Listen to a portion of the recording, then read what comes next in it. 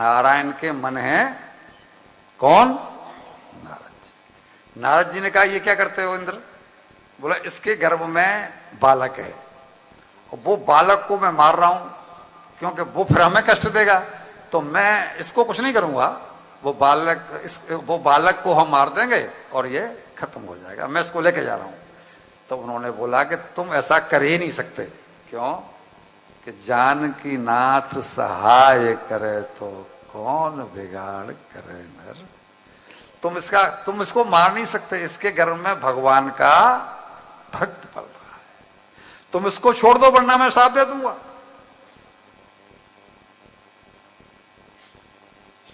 तुम्हारी हिम्मत नहीं इसको। तो उसने कयाधु को छोड़ दिया। अब राज्य को तो पूरे को नष्ट कर दिया उसने, इन देवता लोगों ने, क्योंकि वो था नहीं वहां पर। जब वो वापस लौट गए तो नारद जी से ये कयाधु बोले कि भगवान मेरा क्या होगा, अब मैं कहां जाऊं? राज्य तो उसने नष्ट कर दिया सब देवताओं ने। तब इन्होंने कहा कि तुम मेरे साथ चलो। नारद जी इसको अपने आश्रम में लेकर के गए। कयाधु यानी प्रहलाद जी की मां। वहां नारद जी जो उपदेश देते थे, मैं अब दूसरी बात बहुओं को दूसरी बात, बेटियों को दूसरी बात आना जाता हूं। मेरी तरफ ध्यान करो, मेरी तरफ। कथाओं में मत पढ़ो, थोड़ी सी कथा सुन लो। ये घर गृहस्थी की कथा है, ये कोई न कोई क्लू मिल गया तो जीवन में कभी काम आएगा। आप अपनी बहू को, अपनी बेटी को, अपनी पौत्र वधू को, पौत्र बहू को किसी को बता सकोगी बेटा ये ऐसा होता है। नारद जी वहां उपदेश करते, नारद जी तो अपनी श्वासों को बर्बाद करते नहीं। तो जब कयाधु को सामने बिठा लेते अपने आश्रम में और प्रहलाद जी उसके पेट में हैं, तो उनकी दृष्टि रहती थी कयाधु के पेट पर। क्यों क्यों मीनू?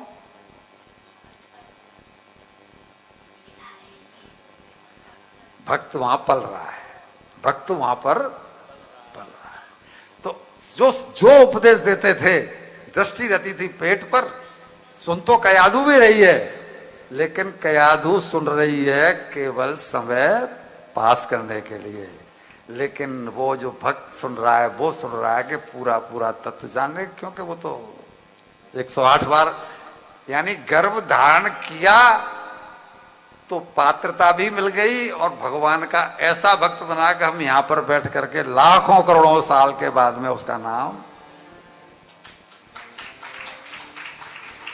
एक तो मैंने आपको उदाहरण यह दिया कि गर्भ में बालक सुनता है, कंफर्म हो गई। ऐसे कोई मना कर रही है?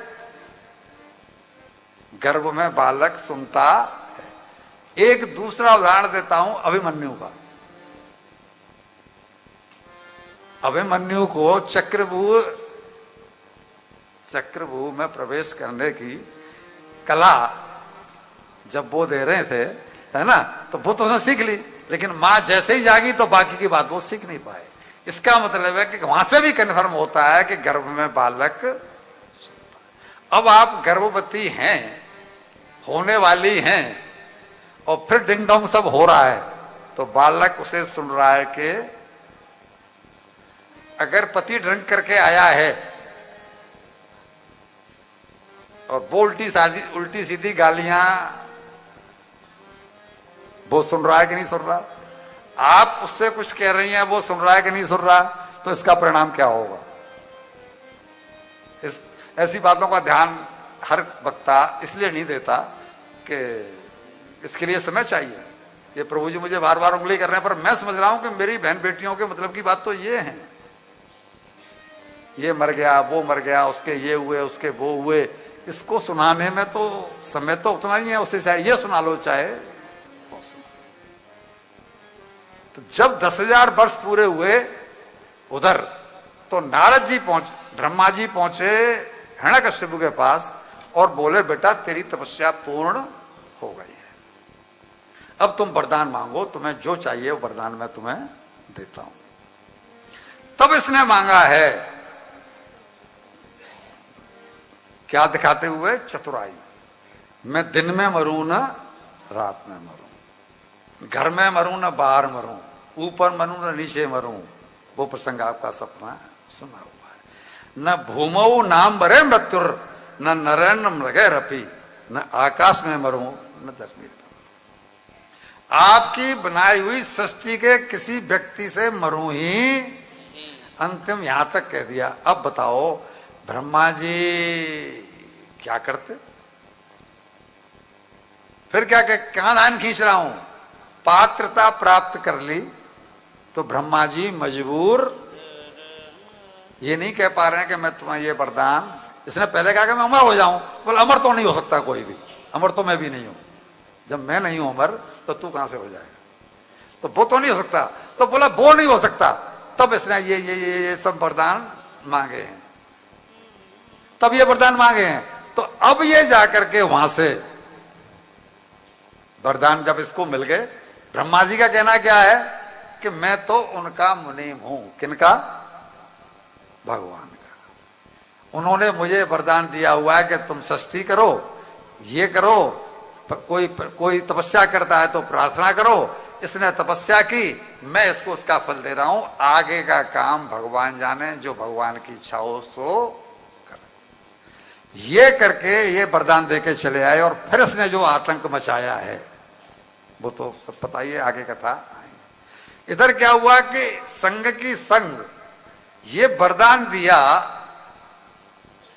कयादू को नारद जी ने कि भगवान मेरे पति तो गए हैं 10,000 साल के लिए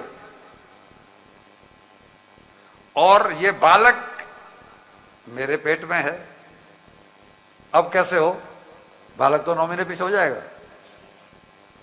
तो नारद जी ने इनको वरदान दिया है कि ये बालक तभी होगा जब तुम्हारी पति आकर के वापस आ जाए। कल्पना करो कितने साल तक प्रहलाद जी उसके उदर में रहे, और जब वो लौट के आया है तब बालक का जन्म हुआ है। और जो हम प्रसंग कर रहे हैं ये प्रसंग वो है कि फिर बालक जब ये 5 साल का हो गया तब भेजा गया विद्यालय में।